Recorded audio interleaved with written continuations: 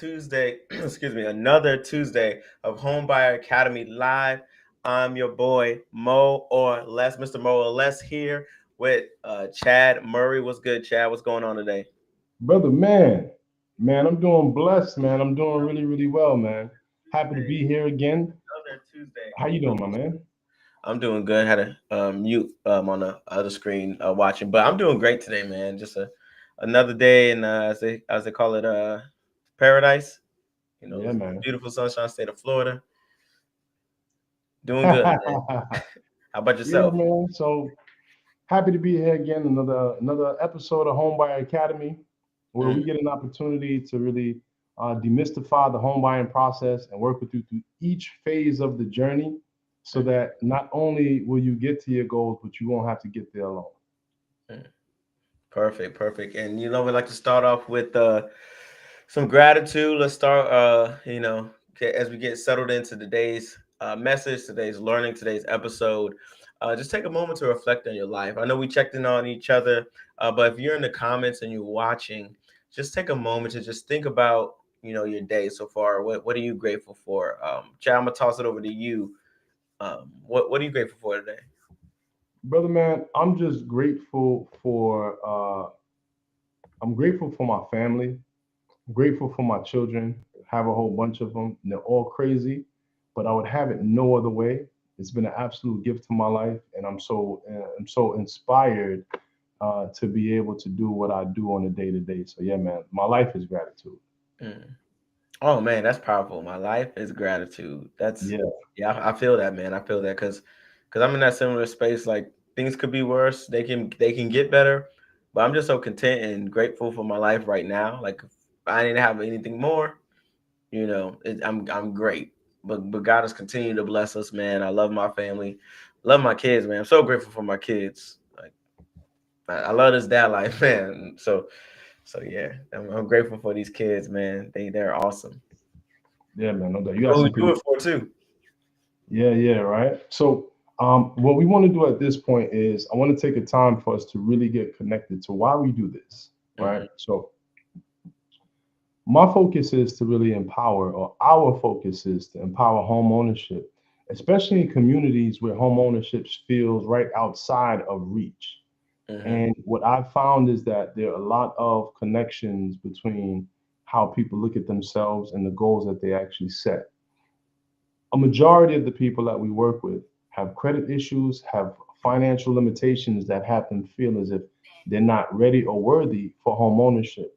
But what I want to share is that home ownership is something that's more than possible for you. But more than that, what I really want to share is that all of the obstacles that you have lived through to get you to this point are a test and a challenge of what you got inside of you. mhm, Your bad credit doesn't mean that you're a bad person. Your limited funds doesn't mean that you've been totally irresponsible. What it takes for us to be able to elevate and to go to a next space is to see and to believe and then to act. mhm, Take a look on your block. Look to the left, look to the right. There, you could see people who are in a similar situation, or in many cases, a worse situation. They were able to find the resolve to get all the way through the process. No reason why you can't. mhm, Believe. It's not far fetched that you can see yourself as a homeowner. But what you might see before you see that is a credit score, or somebody at a bank or a financial institution telling you no. And what I want to invite you to say is that that no wasn't a declaration of anything about you, but it was free information. No, your credit isn't ready just yet. No, you haven't saved enough money just yet. But I want to invite you to the reality that by starting from where you are now and getting connected to the people, the resources, and the tools to get you to the next space, with that consistency and belief in within yourself, you will get to your home. Next time, that's What? a zoom in. Next time, maybe we really past the Oh, I didn't know it was gonna go that that long. 90. And as you can see, we figuring it out as we're going, but we know, like for me, this is something that's always been on my spirit on a consistent basis where I've been called to like share this information. So uh, I'm 43 years old. And the reason why I mention that is because I don't feel like it. I don't think I look like it. But I started when I was 19. And when I started, like other 19-year-olds in a position to get in money or young people, it was about the money. But what I saw was that home ownership offers so much more, not just the ability to gain wealth, right? But what it does for your family is stability, security, and a foundation that so much more can come from. And if you give yourself the belief and you believe that it can happen, and you pray on it and you meditate on it, all of the pieces that you need to make this happen are going to come to you. And we want to be right there for you to be able to support you in every phase of the journey. So start today by seeing yourself as a homeowner. Start today by calling yourself a homeowner. And before long, hopefully we'll be getting an invitation to the housewarming because you will be a homeowner. All right. So that's what our mission is today. And that's what our mission is every Tuesday. So if you are here, go ahead and hit that like button. Share with 5 people that you know would like to be a homeowner in the next year or two. Share with the next 5 people you know, family member, friend. If you love them, make sure that they know that this is going on and that they have access to this information. And go ahead and book a call if you have any specific questions we could answer. All right. So, Brother Mo, what do we have for the good people today? For the people today, I always have to give my biblical principle for the moment. And what I wanted to touch on today is breaking the poverty mindset. And just breaking off the stigma that God doesn't want us to obtain wealth. There's a scripture in Mm. Oh yeah, let me go. So there's a scripture throughout the Bible talks about a wise man leaves an inheritance for his children and his children's children. That could be through finances, that can be through home ownership, that could be through knowledge and wisdom. Things are passed down from generations to generation. So my question or my thought for you today is, if Jesus were to come back right now, if this was your last day, what do you have left to pass on to your children or even your children's children? Right? Do you have that inheritance set? Do you have that legacy built? And if not, I'm a firm believer it starts with home ownership. It starts with acquiring land. And that's another purpose as to why I'm so passionate about bringing this information to you every week, every month, every day, because I want you to be able to leave that inheritance for your children and your children's children. Amen. All right. So, yeah, so that's a great way to start, brother. So, in Mhm. terms of leaving an inheritance, what people are so more afraid of than are more concerned about is leaving debt. Yeah. We live in a society where people have just gone crazy when it comes to debt. Like we have trillions and trillions of dollars in debt, and that shows up for a lot of people as uh, in the form of bad credit. So, what we want to talk about today is starting from where you are, what we can actually do to accelerate your home buying journey so that credit is no longer an obstacle, but an asset when it comes to you. Mm. Okay. So, as you know, at this point, there are 5 factors that determine uh, your credit score. All right. And those factors are your payment history, your utilization rate, the length of credit, new credit, and credit mix. The pieces that actually have the most robust impact is when you make late payments or if you have high utilization. Those are the 2 things that for most people is the hurdle in front of you getting to your home and having better credit, right? So let's talk about the first one. Payment history is worth 35% of your score. So, as a future home buyer, what we want to do is make sure to put certain things in place to make the process you proof, right? Um, so, like, I set my alarm clock every morning because I know that if I leave it up to me, I'm going to really be hugging up on that pillow until I miss the time that I'm supposed to wake up. I make that process me proof, right? Um, I want to water the lawn, but I probably will forget. So I set up my irrigation system so that it's me proof, right? I set up my payments in advance because I'm going to get caught up with something else and I might forget to make my payments. So I set my credit up to be me proof, and I suggest you do the same. One way you can do that is by first and foremost starting by having all of your payments set to the minimum amount. If you automatically have the minimum amount coming out of your account every single month, we know for sure that at least you won't end up with lates on your credit. Now, with all of these credit card hackings going on, with people constantly have to get new cards or having to be uh, aware of what's going on with whether it's identity theft, I highly recommend that when you set up your automatic payments, that you should check in with your bank accounts every single week, at least every single week, because you want to make sure that nothing's happening that's going to throw you way off course, right? So now we're doing this one mechanism, setting up your automatic payments to ensure that the payments are guaranteed to be made on time. So that already takes care of the biggest equation, and it's not even a consideration at that point, right? And I just want to throw in right there that there are several apps, like I mentioned previously when we talked about Credit Karma, that you can link your accounts to, and it tracks the budgeting for you, keeps a record of that. So there are resources out there that will help you with exactly what Chad was sharing right there. Right. So that gives you the ability to know where you are, right? Tracking your credit score. And then from there, it's going to help you to track your spending because you're going to know, okay, cool. These payments are set up and scheduled to go out this time. Now it's not a matter of you saying, oh, snap, I forgot. It's done already. You said it, you forget it, but you always review. So you can't really forget it. But okay. Yeah. All right. Now, one thing that I want to really emphasize, people who have low credit, they always want to run to credit repair. Credit repair doesn't fix your credit. No, credit repair does not help you to buy a house. We're looking at two totally different principles, two totally different philosophies that don't accomplish the same goal. And I'll tell you why. Because of variable number two, your utilization. Your utilization is how much credit you have available compared to how much of it you use, right? So if you have a $1,000 credit card limit and you only use $100, oh man, that space right here is where great credit lives.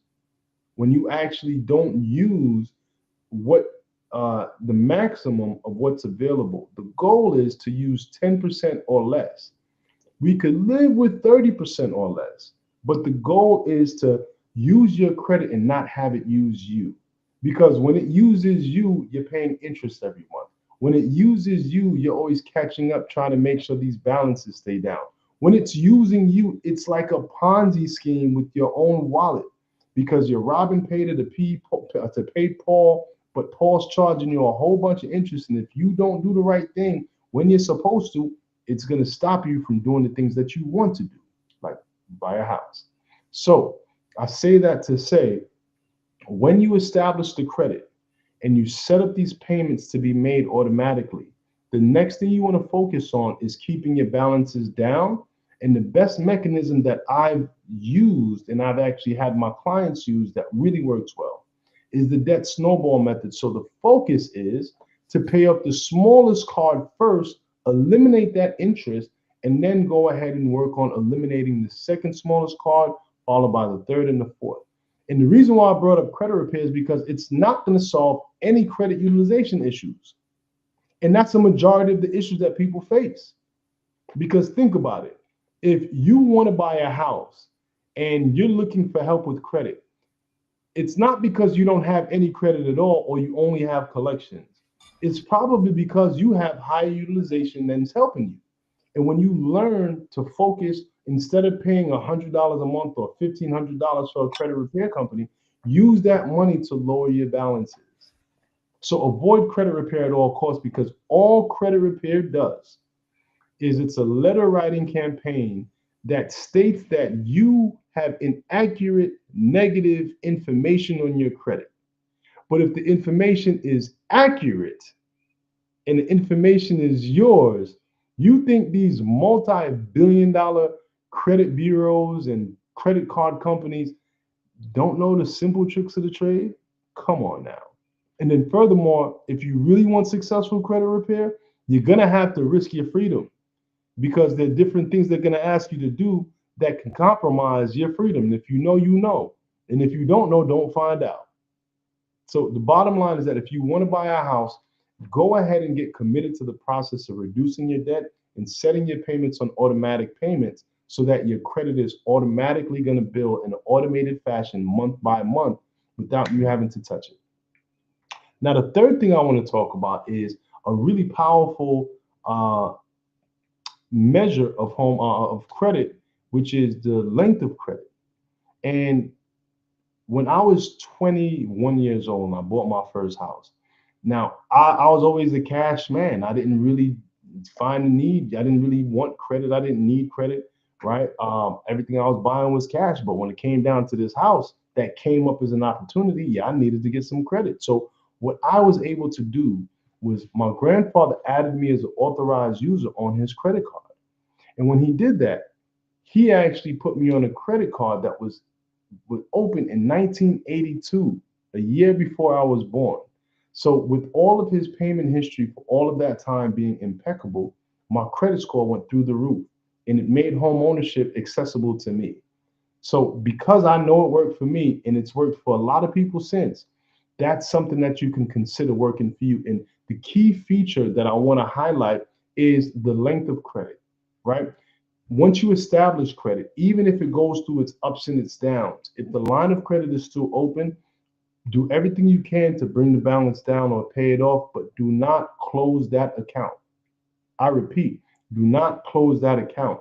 Even if you had 50 late payments over the last 3, 4 years, 12 months from now, it won't matter. 24 months from now, it won't matter at all because credit is very forgiving. And if you actually follow the principles of low balances and on time payments, it's only going to take you 6 to 9 months to pretty much heal any wound that you've had in terms of late payments. So keep that line of credit open and keep on working towards maintaining solid credit history over time. The last two pieces I don't really want to focus on because they're small and almost inconsequential, but that's new credit, meaning that you don't want to keep on applying for new lines of credit. You don't want to keep on having people run your score because it's going to show up on your credit, and those inquiries can reduce your score over time and with a certain amount of pulls. The last one is credit mix. Not a problem for most people because most people could really just get credit cards at this point.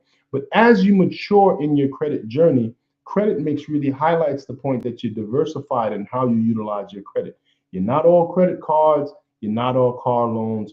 You have credit cards, you have car loans, you have a mortgage. It's well mixed. It is something that could optimize your credit. But for where we are, we want to get you in the game. And more, these are things that really keep people paralyzed and Right. stop them from moving forward at all. So I want us to keep on incorporating different credit tools and tips as we go so Right. people could overcome this mental barrier and really walk into home ownership. Right. So that's perfect because I think some people do have fears around like not understanding like even what we all just explained just now in that regard about getting a home and having to deal with credit like one point you made about getting new credit, right? Some people think that they have to have certain established credit. Are there any particular types of credit that look better on reporting, like credit cards versus loans, car payments versus, other kind of credit products? Are there any ones that kind of Well, stick out above the rest? yeah, absolutely. So they actually have 4 tiers of credit cards. And I like to emphasize and focus on credit cards because, first and Mhm. foremost, you always want to buy the house before you buy the car. Because once you buy the car, that's going against your debt to income ratio and it's going to take away a lot of your purchasing That's power. good. So that's one thing that we want to keep in mind. But when we talk about credit utilization, of course, if you could get a mortgage, if you have a car loan, once you have the house and you have credit cards, that's worth 10% of your score. So that can help you to increase. But when you're establishing your credit to see the biggest boost, there are 4 levels of credit, right? So your first level and your lowest level of credit is like your your mall credit cards, right? Like if you Mm. go to a mall and they have like a little Like kiosk or a Old little, Navy, like those credit cards, yeah, those credit cards generally have the lowest reporting value, followed by like store credit cards, right? mm, So when you have like your, my mom used to have a Macy's card, and I yeah, remember back everybody's in the mom day, they did. used Or to get, JC Penney. you know how they used to get you at Macy's? Mm, You used to have to go to Macy's to pay the Macy's bill, and while you're at Macy's, let me go ahead and pick this up too. yeah, They used to get my mom and my grandmother, boy, they used to love their Macy's. But those especially the cards, ones in New York. yeah, right. Yeah, Yeah, that's right. You know, yeah, that's right. They got more of like, but anyway, those kind yeah, of store cards have like the second lowest reporting value.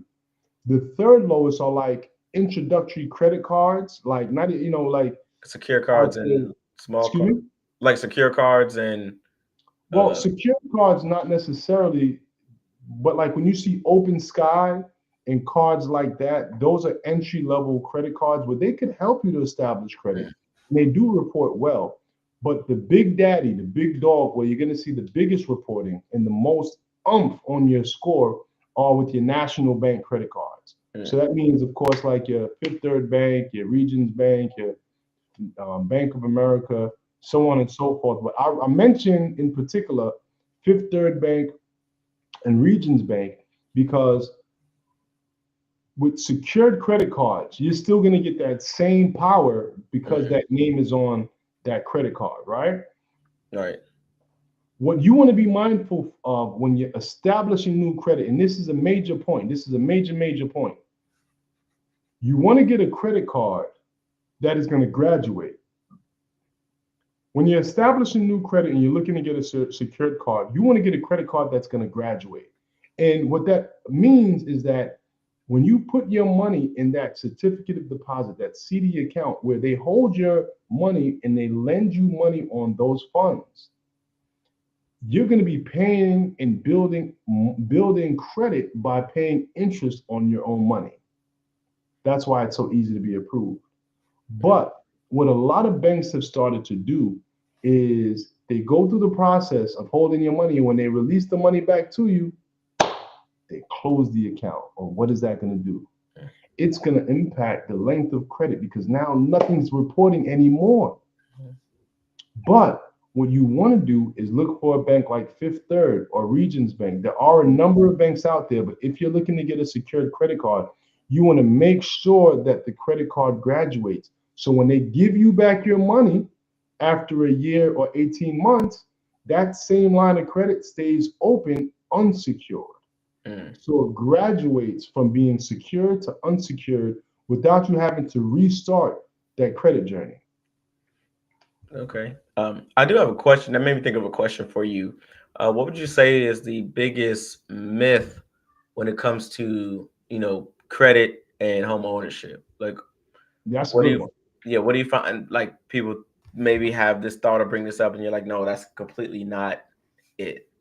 Well, first off, what I would say is if you are actually in the space where you are looking to build your credit and you're looking to gain access to home ownership, go ahead and book a call. Hit the QR code right here in the top left corner. Schedule a call with myself or Maurice, and we'll be able to work you through your credit for free. There is no cost. It's absolutely free for us to work on your credit. But when we do it, what you're going to see is that it's not going to cost you any money, but you're going to get the direct path to getting your credit right without having to pay any crazy fees. So it's a game changer. But the biggest misconception Hmm. goes right to that point that you need to do credit repair. The last thing you want to do is credit repair. Why? Because if you look at the reviews, almost every credit repair company out there has crazy low reviews because they can't give you what they promise you, or they can't give you what the assumption is. The assumption is you sign up and credit is fixed for you. That's like having somebody fixing your marriage for you. It Yeah, can't work. You got you to got to do do the the work. work. And in this case, a lot of people think I need to have a 700 score to be able to buy a house. No, you don't. Technically speaking, you only need a 580 credit score. So Mm, you could buy a house with that's good. poor credit. So I don't want the credit to be a barrier. We want you to be as financially healthy as possible to move forward, but it's not a barrier. It's not a barrier. And if you have any questions about other things that you've heard of, when you just call us, set up Hmm. a call, and we'll be able to go through all of those ideas that are standing in your way. And again, another huge misconception that's not credit related, Yeah. but people think they need 20% down to buy a house. No, you don't. You could buy a house with 3.5% down or even 3%. And furthermore, you can get down payment assistance so that you come up with almost nothing, or in some cases, nothing.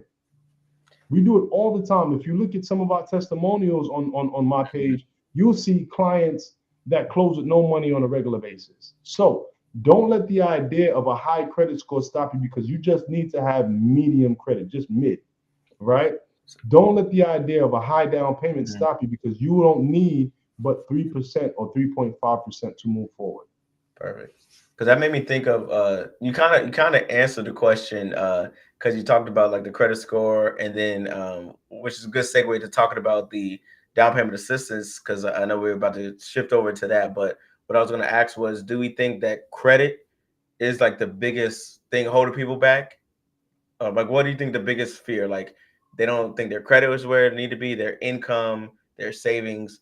What would you say is like the biggest like fear? Yeah, I think mentally and emotionally is definitely credit.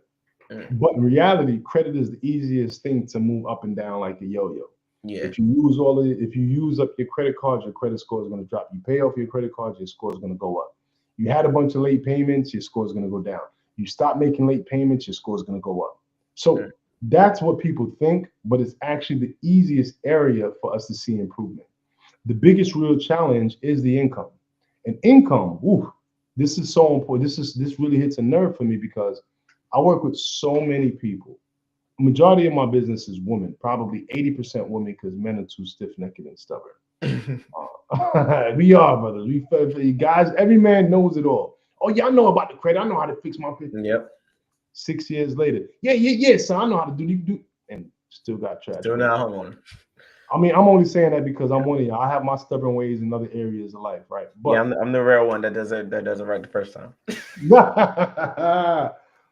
right, the biggest thing is the income Mm, because the income is going to directly impact how much of a house you could afford on paper and in reality, right? right. Because you would ideally love to have your housing expenses only equal 28% of your gross annual income. But the reality, or your gross monthly income, but the reality is housing is so crazy that what you're paying for rent, in most cases, you might as well tack on a few $100s and own your own house. But with the Fact. income piece, the challenge is it directly reflects the issue that we're having, especially in Black communities, of working together, community, family, a lot of the women that I deal with are single mothers or single women, or they have a man that's just, things aren't, and vice versa. We get it on both sides. We have to look at the bigger picture because let's say that you and your significant other have a 5 year run where everything works and then the bottom falls out. Right. If you're responsible and you're mature, if you go your separate ways after 5 years, guess what both of you guys leave with? Bread. Leave with equity. Someone stays with a house. Nobody leaves assed out. Nobody leaves with the total L. Now, you might not get the marriage or the long term relationship that you wanted, but if you Hmm. keep your head about you, at least you end up with a house that Right. could be a launch pad for one person to get another house and a place of security for one person. Or you could sell it and everybody do their thing, but you're walking away with bread after 5 years. 90% of the chance, 90% chance, right? If not Right. more. Because over time, properties increase in value, but we're standing on the outside of home ownership because we can't come together. Hmm. We can't, and we got to. And if you're self-employed, you need to find somebody that is a solid W-2 earner for y'all to sync up and buy a house because the price of housing is going up. And as long as we can't fix these interpersonal relationships to come together and make things happen, we're going to stay renters in perpetuity. Because this time next year, you better expect prices are going to go up. And Mhm. watch when the interest rates drop. When the interest rate drops, the prices go up. So don't say, oh, I'm waiting for the interest rate. Nah, Mm. get in now so that when the interest rates drop, you get to refinance Yeah. instead of now going to the Hunger Games to try to get a house, because that's what it was like 2, 3 years ago, three, Yeah. 4 years ago. Property goes on the market. If you're not there in the first 15 minutes, you lost it. If you're Yep. not hitting 20,000 above market, you lost it. So yeah, we got to get together. This is a deeper conversation about being able to. Yeah, Um, we probably should do an episode on that. Just because even in like not even just coming together as a community, but trusting our community. true. Like when we shared it like a while ago, what we present as information, and they take the information and they go somewhere else with it, and then they try to do it on their own when they had this step by step team that was here to back them. And the next thing you know, like you said, 2 3 years later, they still struggling trying to figure it out. Word. And to be honest, I used to take it so personal, man. I Mhm. pour my heart into every client that I work with. I'm gonna give you my all. Book a call, you'll see. Just in that one call, I guarantee you value that you're gonna be like, yo, I'm glad I made this call. So go ahead and schedule, right? But Yeah. what I realize is that I'm committed to serving, I'm committed to sharing, I'm committed to coaching. I'm not committed to the result. Mm. Not attached to the result. So I'm gonna pour out everything, and all we can do is give what we got. And at that point, it's on you to make the right move. But thank God people normally see that with my heart of servitude that they run a rock with me all the way through, and that's the blessing. But when they don't, I used to be so mad. But Yeah. I know every time I gave all I got. And that's all we could do. That's all we can do. That's all we could do. Yeah. And speaking of giving all we got, I know we're getting close to the end here, but we really want you guys to understand the importance of what's out there. And I'm talking about hometown heroes.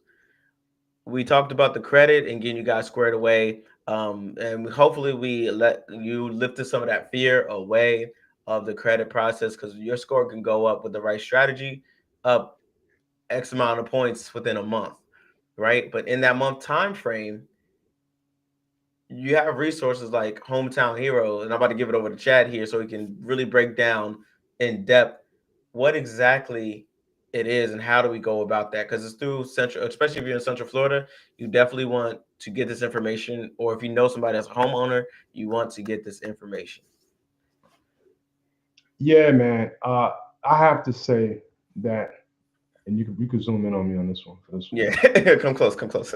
Come close. Come here, guys. Come here. Come here. Let me tell you something. Um, I had a conversation today, and I said, "Hey, listen, got to get ready. Hometown Heroes is here, and it's a great opportunity." And the person said to me, "But I got to pay that money back. Why would I want to take this thing if I have to pay it back?" And I said, "Here's the big difference with Hometown Heroes. What you're doing is you're using OPM, other people's money. Other people's money is how people become rich, how people become wealthy, because you're using OPM to get a mortgage as it is. So whether you put down 5% or 20%, that 80% is somebody else's money. So in this case, you're going to use the state of Florida's money at 0% interest. And you're not paying it back with the hard earned cash from your pocket, but you're paying it back with future yields on your equity. So you get into a house without having to front that money. Instead, keep it. You could actually put it towards other investment opportunities in the future. But what the state of Florida is doing for you is they're giving you up to 5% on your next home, up to $35,000 for you to start the process of building wealth. And when you gain some wealth and you decide to sell that house or to refinance, you just give it back. But what it allows you to do is if you are gainfully employed in the state of Florida, but by a Florida-based company, that doesn't mean that they have to only be in Florida. But as long as they have a physical location in Florida, you're able to get this money to jumpstart your home buying journey. So instead of having to wait years and years and years to save $15,000 to buy a $300,000 house, you could have the state of Florida be your partner who you pay back after you've gained so much money in equity. It's an absolute no-brainer. And the beautiful part about it is that when it first came out a few years ago, it was only reserved for our first responders, our educators, and people who serve people. But now it's open to anybody that works in the state of Florida. And here's the caveat: you have to have a 640 credit score, and you can't make more than $150,000 a year in most areas. But if you do make that much, then you don't need it anyway. But it's a great opportunity.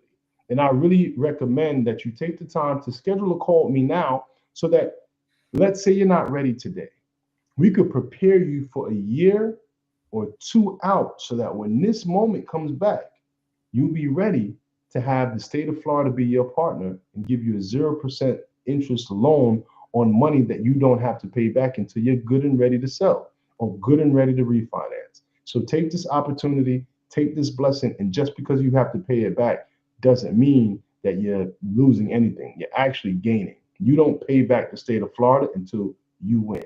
So look out. Hometown Heroes hits July 1st. So if you are on the market to buy a house, reach out to me now so that we can get you prepared, get you pre-approved, and get you lined up to get this money before it's gone. Because when it's gone, it's gone. And we'll have to wait a whole nother year before we could have that 5% down payment and closing cost assistance help you to get to your next home. When you said that, it made me think of that old South Park clip when he was at the bank and he was like, some son has transferred the money and it's gone. So where's the money? He put the bank, he was like, yeah, just move the money around and put it in other places and it's gone. That's how quick it's gonna go. So I got to drop that. I'm gonna drop that. If you following, I'm gonna drop that clip in like my stories or something. But yeah, it's gonna be just that quick. That's why we've been going nonstop. I will definitely post that. That's hilarious. Yo, South Park is a genius show. Man. It's crazy as hell, but it's funny. It's smart. That with Family Guy. Family Guy. They're ahead of their times and stuff. But that's another topic for another day.